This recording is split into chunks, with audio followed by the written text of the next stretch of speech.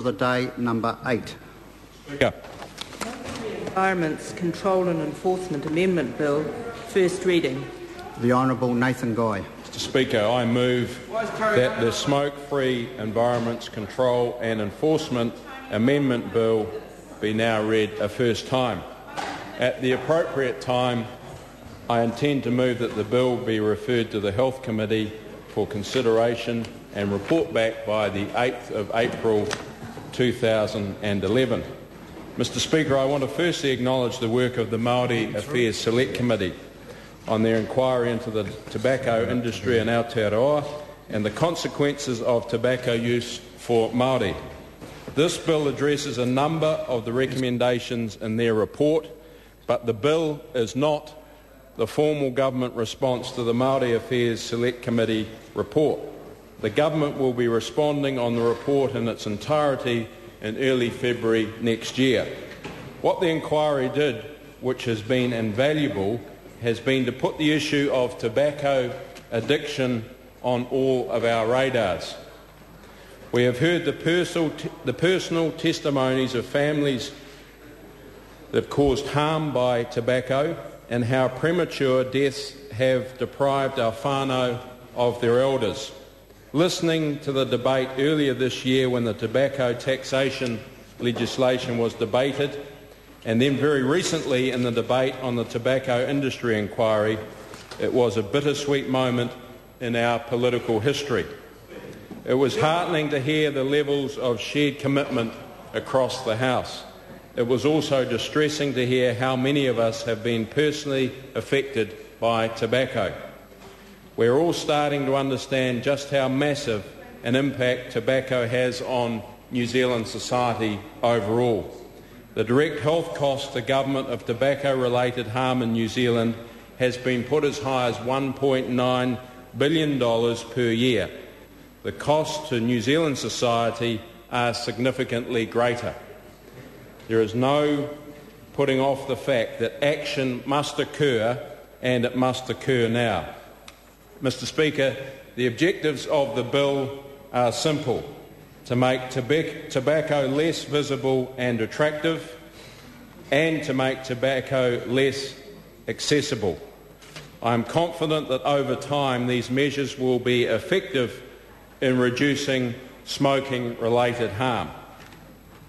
I want to acknowledge the transformation in tobacco control that has evolved over the last 2 decades since the Smoke-Free Environments Act 1990 was passed.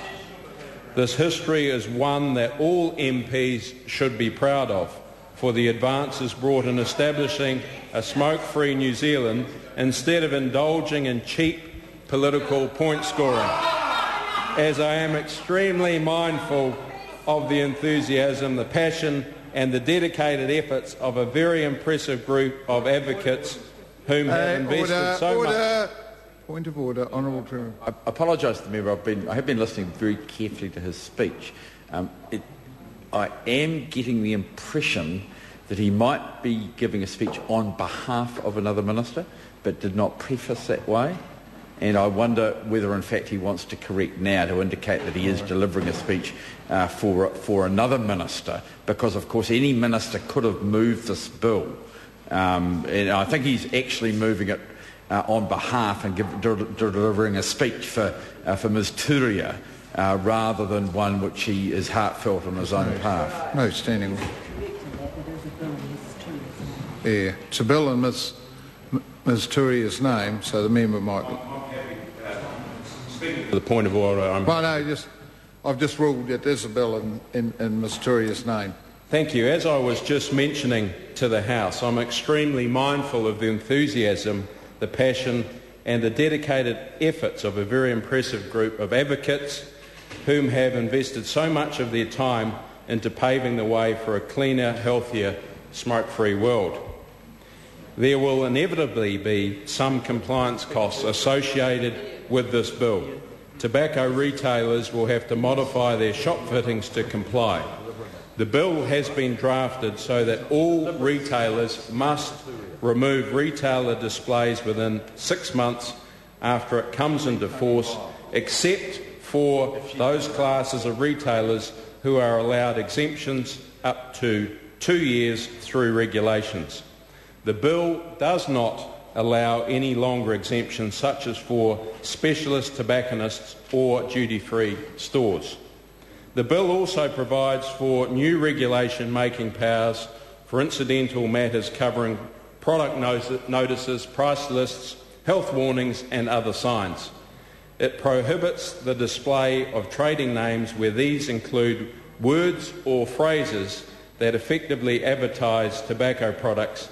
An example could be Dan's Discount Cigarettes.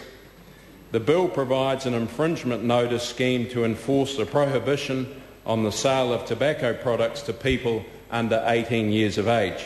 The infringement notice penalty is capped at a maximum of $400. That is 20% of the $2,000 maximum penalty for the offence. Alternatively, prosecution through the courts will still be possible for more serious or repeat offences. Mr. Speaker, I'm confident that this bill will help reduce the harms caused by tobacco. It has to. There is too much at stake. If we were at war and losing 5,000 people a year, we would consider that a matter of national urgency. This is exactly what we must do now. The government would like to see the bill enacted by the 31st of May next year. I hope that other parties will join us with this approach. I commend this bill to the House. The question is that the motion